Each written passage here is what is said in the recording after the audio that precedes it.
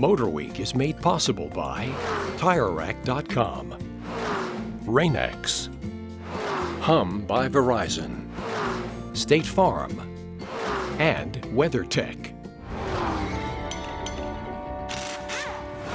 Although vehicle manufacturers have made huge improvements in preventing body rust on vehicles, you still have some out there that are like this.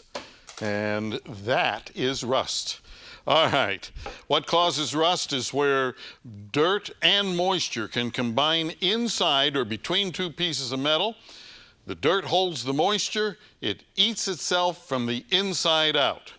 Now, in this case, you may have to replace this because of structural damage or because local laws and inspections and so on require that you do that. But now, is this a do-it-yourself job? Well, maybe, maybe not. See, now down here we have two separate types of rocker panels. This is a complete one here. And over here we have a slip-on, or one that lays over the existing one. All right, the slip-on, pretty easy for a lot of people if you have moderate skills with bodywork and so on. The other one, not so much, because the complete rocker, well, you may have to take both doors off, you have to strip the inside, take the carpeting up, and take the seats out, possibly the front fenders, all kinds of stuff that you might have to do. So you have to evaluate your skill level, your tool set, and so on, and make the decision based on that.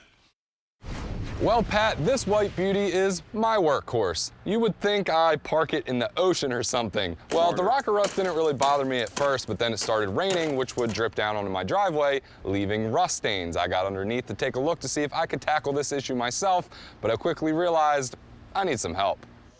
Ron's Rods was my go-to shop where any body tool imaginable can be found. Once we removed the trim, we located the spot welds and pried them off. We then cut off the existing rocker. This revealed the inner rocker.